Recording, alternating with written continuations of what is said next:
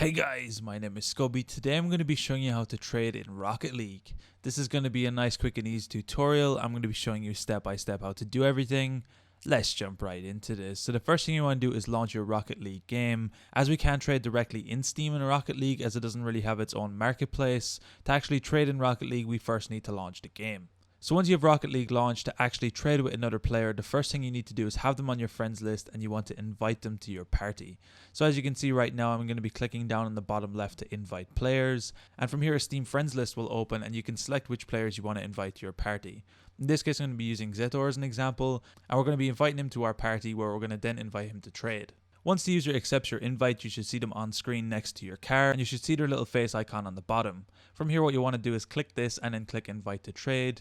The other user will then get a prompt to ask if they want to accept or deny the trade. From here, if they click accept, you'll have this screen pop up. You'll get this little warning to say Psionics say you'll only get whatever items are in this trade.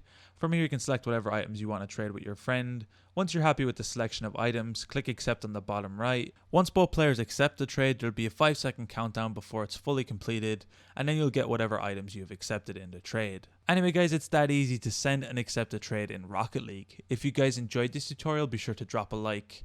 Subscribe if you're new, check out the other videos on the channel. I'm going to be leaving a link down below to my PayPal if you found these videos helpful and you want to support me.